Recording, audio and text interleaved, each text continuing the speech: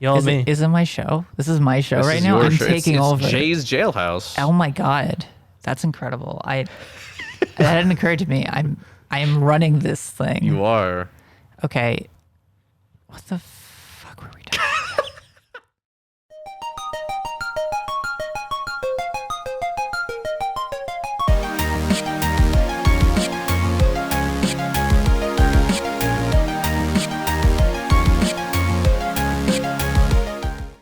Hello, everyone, and welcome to DCM, Doritos, Connections, and Mountain Dew. I am your host, Howard. And I'm your co-host, David. And we have a new podcast. We had to find her as a doctor in a local jail. But we have Dr. J with us. Hey, yeah, they let me out of jail specifically to do this podcast. Yeah, she's going right back into the slammer as soon as we're done here. Which apparently they let her have video games in prison. Which is I'm not really interesting. sure how that works, but... I'm not allowed to have them. Oh. If you could loan me some when I take them back, I'll just sneak them. How would you be able to play them, though? Oh, well, we have some contraband systems. Oh, okay. All right. So you have an old Sega Saturn. No, we have the new stuff. We have a PS5. Okay. Wow. How did the jail get a PS5 than anyone else? The prison systems can get PS5s, but I guess can't. so. I'm pretty sure they stole it. I mean, you did say it was contraband, so you know. Was it the guy that was robbed when he was gloating how he scalped like 50 Hey, you're not PS5s? supposed to know about that. Oh, Chill out. Cut this out. Okay, sorry, my bad. Okay. So, but yeah, welcome to Jay's Jailhouse. Yeah, I'm really happy to be here. It really beats the slammer. So, thank you for having me on the show. all right, so you wanted to talk to us about Hollow Knight, but more, I guess, some abstract thought, which is, I guess, way above my pay grade because thinking costs, Yeah, we're getting big brain effort here on DCM. Yeah, I'm gonna have to ask you to please open your minds and think a little bit. Open our third eye. And by which I mean, I need you to think about indie games because, as far as I understand, you have not been talking about enough indie games on this podcast. Is this correct? True, based. Yep. Okay, you need to. I think you're really missing out. Oh no, I am. I want to bring back the discussion to the indies because I think that's where I personally live as a gamer who can't afford systems that play anything more powerful than indies. So fair. In order to bring some accessibility to this show, I've come in here and I will rant to you about some indies if you would like. Okay. I feel like so far I'm the one who's talking about indies because I won't shut the hell up about Dusk. Yeah, you like boomer shooters. That Yeah. doesn't count. Yeah, fair enough. I mean, it can count. It's up to you. It is an indie game technically. It's what you feel on the inside that really counts. It's true. That's why one of my favorite esteemed indie games is Brutal Legend, Yeah. the AAA published by EA video game. That was originally an indie game. Well-known indie. Well-known indie. Yeah. I really like that independent publisher, EA. Yeah, dude. My favorite independent publisher, Sony and Microsoft. My favorite indie game is Call of Duty Modern Warfare 2. Yeah. My favorite indie game is Nintendo. My favorite indie game is Last of Us Remake. So indie, they're remaking it to be in a more abstract image. Yeah. Well, yeah. What? What are we talking about today? Yeah, what are I we don't talking about know. today, Doc? Okay, listen. So, I don't know about you guys, but I really like Hollow Knight. Okay. Is this correct? That I like this thing that I just Okay. said. I'm sorry. I'm speaking nonsense. That is, as far as I know, that is correct. Yes. Okay, Debatable. so I think that what you're missing a lot, you have these big AAA games, okay? You have your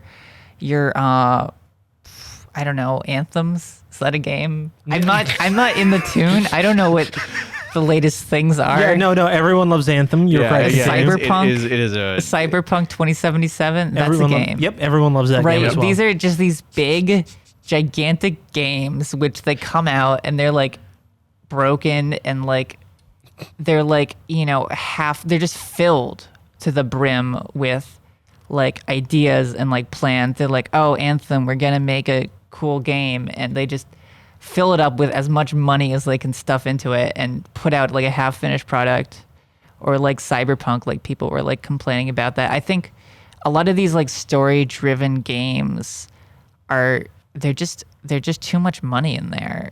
And I think that we need to take some of that out. I agree.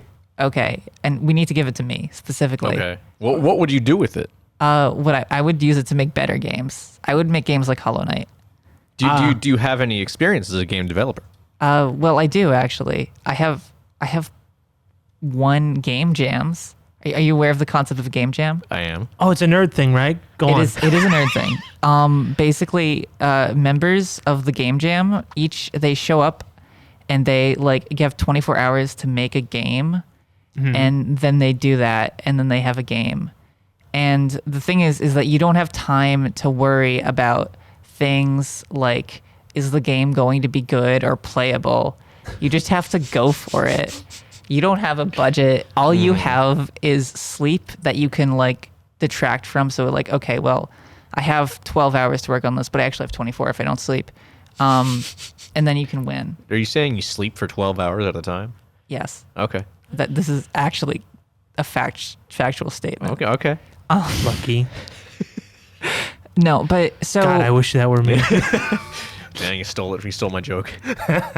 I'm not saying that every game needs to be like a small fun thing, but like we have a lot to learn from small little experiences, which don't have to be like these big open world like everything experiences, when you can just like open up a little game and you go into it and you just enjoy yourself.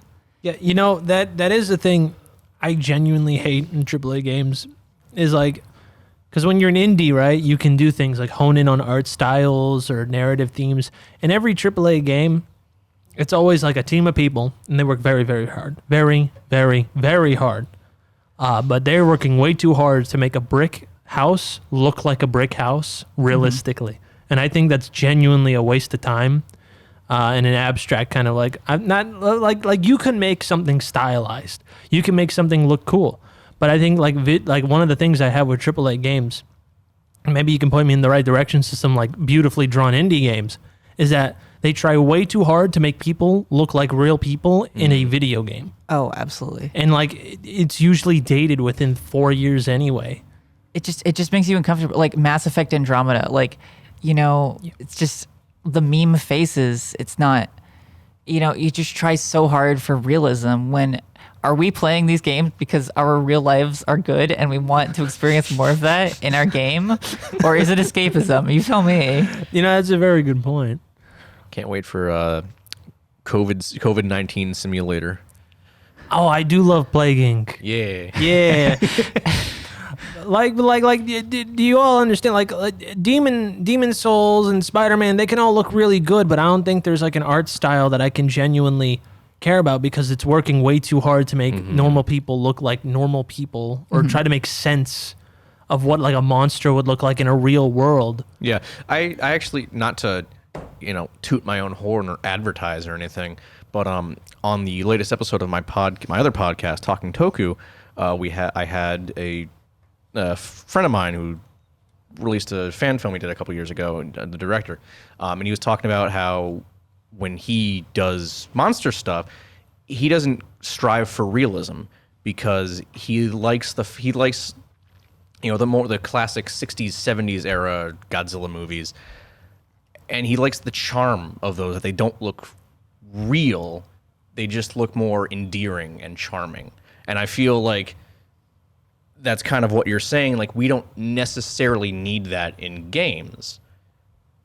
I mean, like look at Cuphead. Right? Every single aspect of that game was made with this art direction of we're going to nail this very specific style.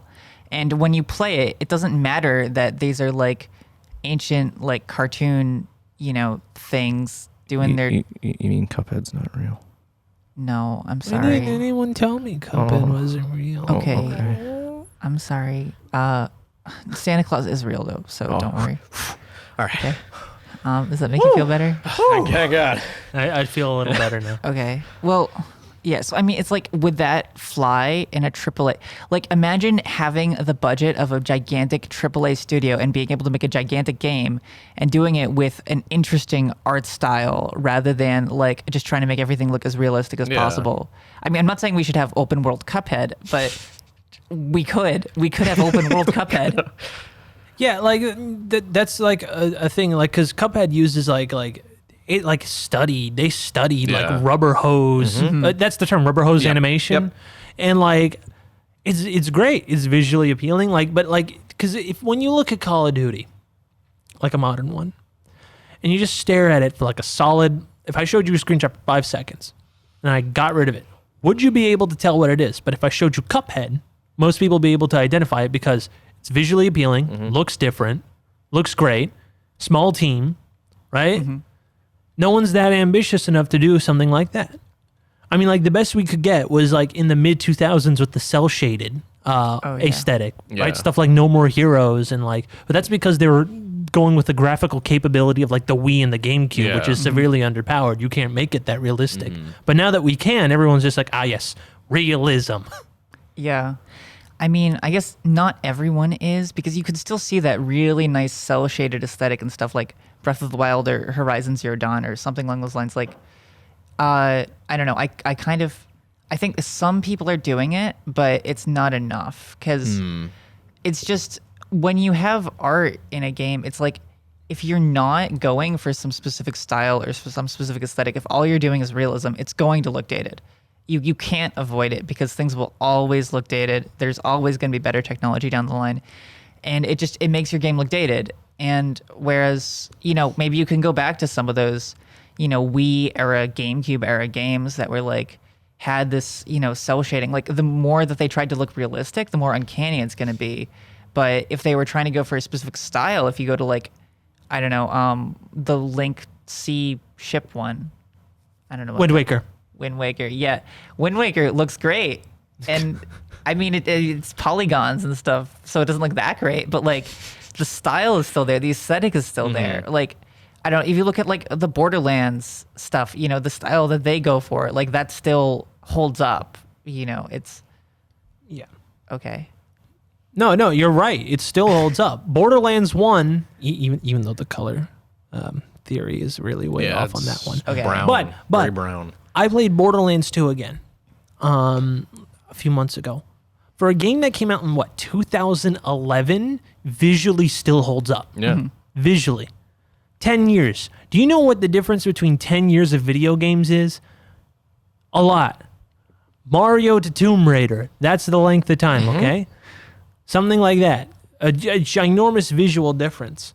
And, I think to a degree, indies are the ones that are making up for that art. Hollow Knight has a fantastic art style. It's just like you start playing this game and it doesn't hit you over the head with like, we're some cool game that we want you to play. You're just like this little bug and you just get dropped in and you don't know what the heck is going on. And you just kind of fall into the world, and the soundtrack and the atmosphere and the moodiness, all of it kind of connects with like the story that the game is trying to tell. So it's like, it's not like one of these games which is trying to like hit you over the head. It's a game which is trying to let you enjoy it like at your own pace. And I think that a really big part of why people were so happy with Hollow Knight was the art style. It was endearing. And I mean, you could say that like 2D art is like simplistic, and like sometimes, you have 2D art games which really like aren't all that good. Like there's plenty of shovelware indies out there. Yeah. But when it works, it really works, and it can pull you in to just this incredible extent, and you're not left with a game with like graphical glitches or uncanny valley or anything. You're left with just the smooth experience. Now, out of curiosity, is Hollow Knight all hand drawn? It seems like it is. I believe so. Okay. I believe it is. It looks too neat to be, digital pixels. Well, obviously it's pixels, but like. I mean, I assume that they used like a stylus and like a drawing tablet. Well, yeah. But Yeah. I assume it's all hand drawn. I'm pretty sure. Yeah.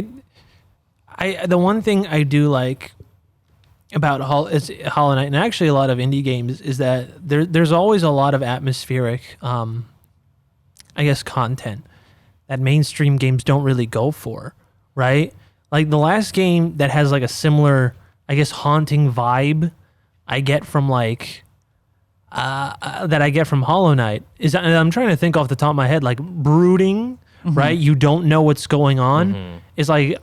Is honestly what we talked about on our podcast of Brian's Bad Time, which you should check out. The episode's out now on our channel. Please look back. Is stuff like Dark Souls and Bloodborne, right? Where, you're just dude dropped into nowhere, right? The whole world's horrible. There's a whole atmosphere. The game doesn't try to look that pretty. It tries to be an indie game aesthetic. And while it's cool that they do that, they're the only ones I can think of in the past, 10 years that tried to copy that aesthetic. And I think that's not the only comparison that Hollow Knight has gotten to the Dark Souls series. Oh, yeah. Hollow Knight is the Dark Souls of video games. Of all video games. Of all video games. I'm pretty sure that's what I've heard from my little jailhouse. Okay.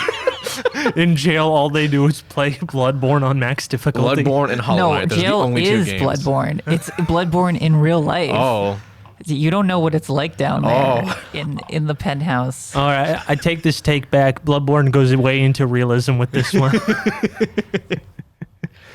I mean, there's a lot of blood. Is there a lot of blood in Hollow Knight? No. Okay. But there's a lot of like bug juice, slime, soul close stuff. enough. It's disgusting. We're trying to keep this PG.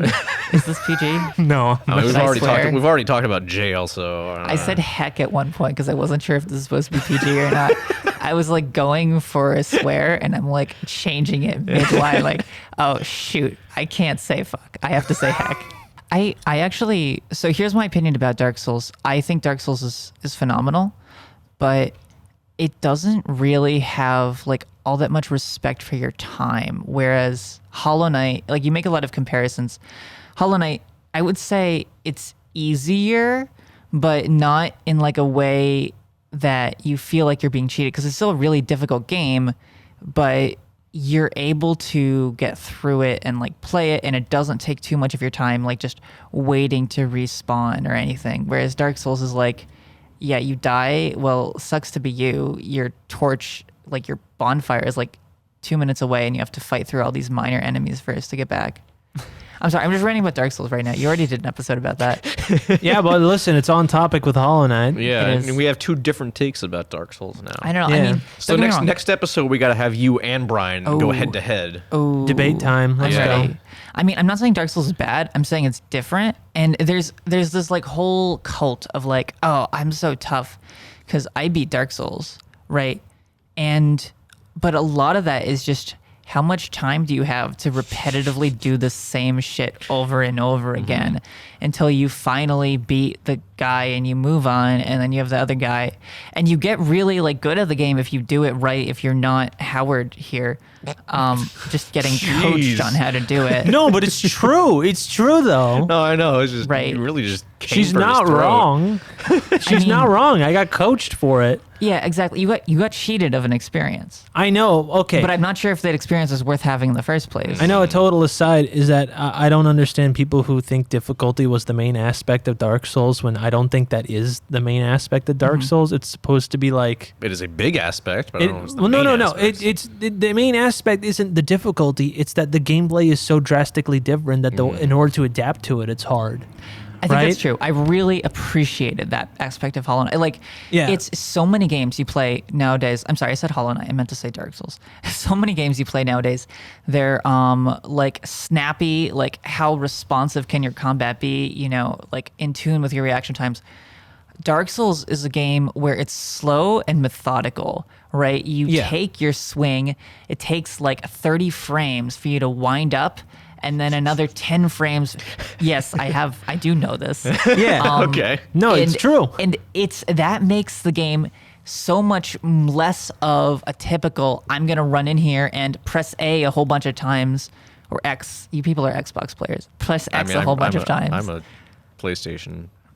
Okay, well, I'm a So Nintendo neither. player, so your we buttons got and my all three buttons are swaps. families here. We That's do. true. With our We do have powers all three. combined, we form Captain Console. I think we're missing the The Ouija box. The Ouya? The Ouya.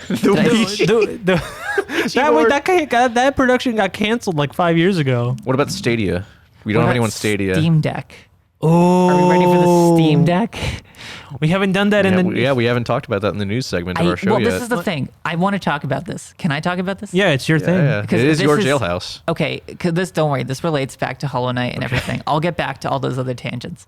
So, I love my Nintendo Switch because it allows me to play indie games that I wouldn't ordinarily play because otherwise I'd have to boot up my computer and like play them on my mouse and keyboard. And I guess I do have a controller I could play them on. But with a Switch, I can play it on a big screen and like with other people watching, or I could just take it and I could just go in my bed and play. And so I don't even use my Switch. I don't even really buy Nintendo first party anymore because Nintendo and we're going through a little bit of a rough patch. I mean, they're good Do you also need a marriage counselor? I absolutely need a marriage counselor.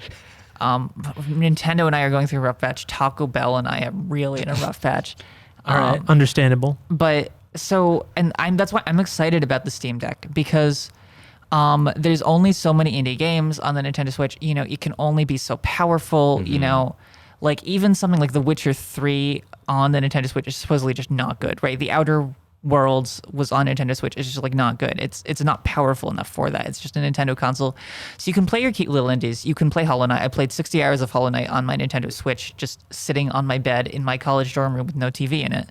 And that was an amazing experience for me. And, you know, taking it with me and stuff was nice. But if the Steam Deck can bring bigger games like to the portables, I feel like, I don't know, I'm excited for the idea of maybe a system existing that lets you just kind of enjoy games at your own pace with your own, you know, thing that you carry around. You don't have to like have this like computer or whatever that you set up or your PS5 or whatever. You can just have it with you and you can go in your bed and lie down and play it as you fall asleep. Or I can do that. You don't have to do that. You don't have to go in my bed. Are you okay? Nope. I'm not saying a word. I'm sorry. I think one of the bigger problems is that we don't really know yet. I could be wrong about this. I didn't actually read anything about the Steam Deck other than that it existed. Do we know yet if it is powerful enough to play some of those bigger games? Okay, I think my understanding is like on the scale from Super Mario Bros. 1 to Cyberpunk 2077. That's not a very great. That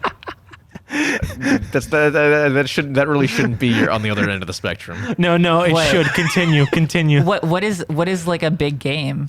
Minecraft with every single ray tracer enabled? Yeah, there we go. We go. On this scale, this is like a logarithmic scale at this point. Like, yeah, that's a big jump. I think it's like, it's better than like the Switch.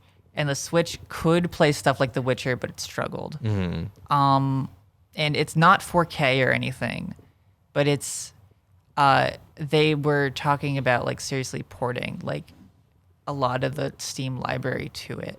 So to answer your question, I don't know either, but it's a little bit more powerful. Mm-hmm. A little bit, okay. A little bit. I think that the real thing is just that if a game is on Steam, you can play it on the Steam Deck, as far as I understand. I think that is exactly what they're doing. Right, It's just a question as to whether or not it'll be powerful enough to play big games like The Witcher 3 or Cyberpunk 2077 Anthem. I live in like a year behind all of you people, so to me the most recent good game that was released was like Doom Eternal. I mean, Doom Eternal is a visual masterpiece. Like, it is one of the best. Like, and I understand I'm biased as hell here, but like, it is one of the best looking games I've ever played. If I'm thinking of first-person shooters that have like a really good striking art style, it's Doom Eternal and Dusk. Yeah, and Dusk is more the kind of like 90s look. But like, that's such a hard being able to replicate art styles and putting a new spin on it is also a very hard task. right? To try to make it look unique in any way, shape, But the or thing form. is, you don't need, unlike Doom Eternal, you don't really need a very powerful machine to play Yeah. Dusk. Yeah, wait, is Dusk on the Switch now or no?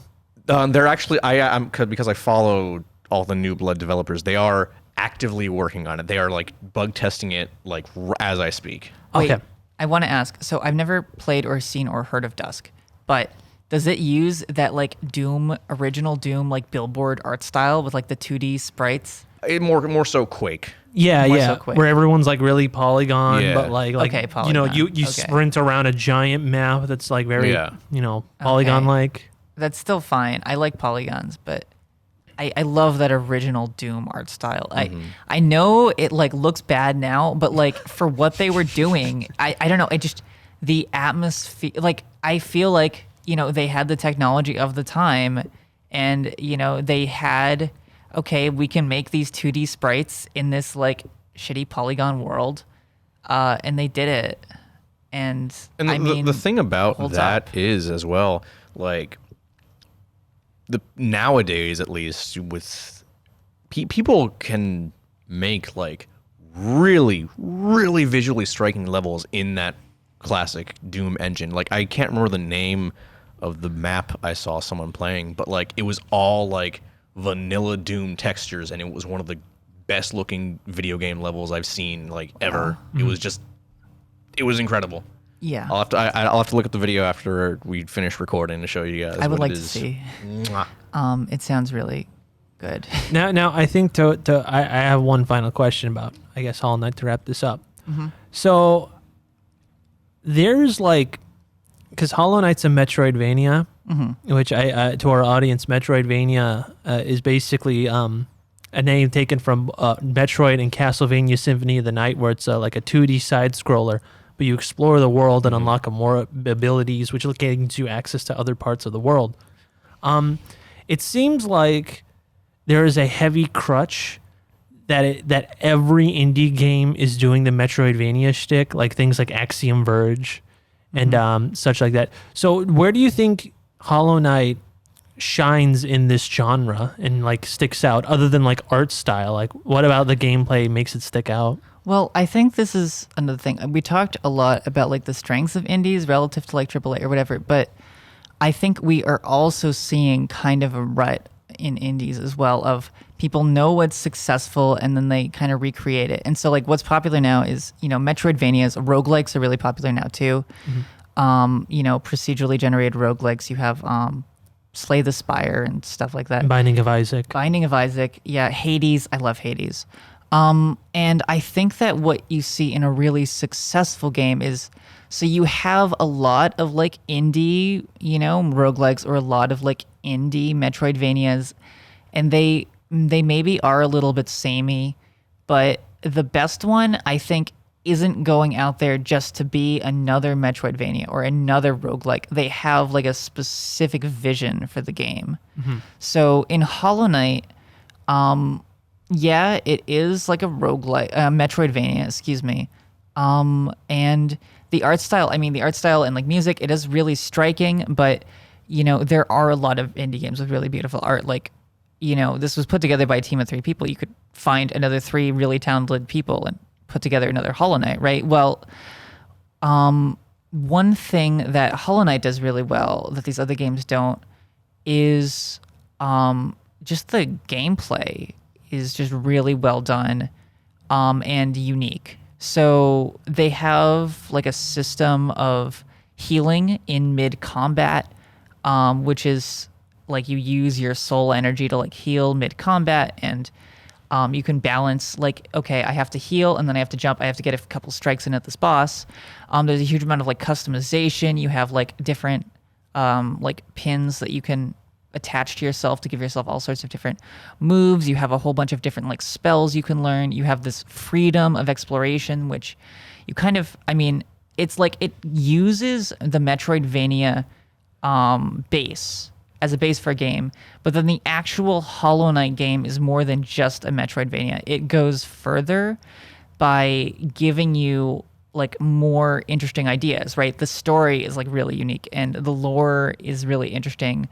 And the combat styles and the different ways in which you can use your character and the feel of the character. All of that feels unique to me.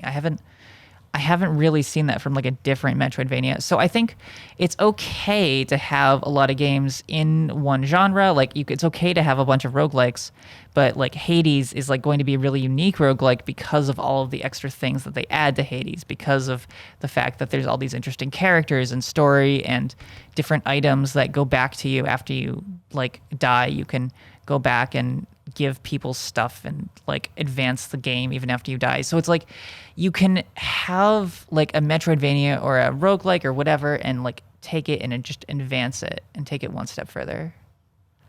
I don't know. That's kind of what I was thinking. That makes sense. Yeah. That makes Okay. sense. Any other words about Hollow Knight?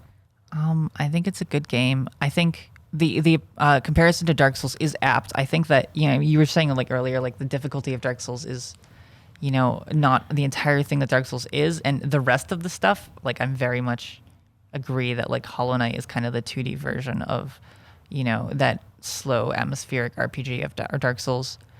Yeah, and so I mean, just going forward, I want to see a little bit more creativity in AAA developers. I want to see more AAA games with interesting art styles like Doom Eternal, you know, and so on. And I think that drawing from indies as like a source of inspiration would be really cool if we could see that. Sounds good to me. Cool. We'll let you go back to your cell now. Yeah. Play more indies. All right. Fine. Okay. I mean, it's okay if you don't. I mean, I'm in jail. I don't have a lot of time to play Yeah. indies. that's true. That's You have true. a PS5 in jail. They don't even have any indie games. It's just 5 games. Yeah. I was just lying this entire time. She was playing Ratchet and Clank for like 70 hours. There's nothing else on it. You can play Spider-Man Miles Morales. It's a good game. Spider-Man. I haven't played that. It's a good game. What's a Spider-Man? I don't know what it's. Spider-Man. Spider-Man. I mean, the art style for Spider-Man. It's Miles like on the Morales. realistic side. Oh, but I'm remembering the movie. Oh, Into Oh. the Spider-Verse? That art style is immaculate. I Yeah. love it. They I want to actually- see that in a video game. they- Give me that in a so video game. In Spider-Man Miles Morales, it may have been a pre-order bonus. I can't remember. I think it was. They had the Into the Spider-Verse suit for Miles, but they changed it a little bit so that you would move at the frame rate that he does in the movie. Yeah. It looks. funny. And I had never actually seen it until like a week or so ago in gameplay. I'm like, wow, that looks incredible for what they were accomplishing. That's really amazing. It's really because like everything else amazing. it looks realistic and it's moving at the 60 frames per second, but then Miles himself is moving at like I don't like what was it like 14 Probably 24 or Yeah. something. Probably 24. and it looks incredible. All right. So with that out of the way, I'm Howard. I'm David. I'm Jay. You have a good night, everyone. Bye.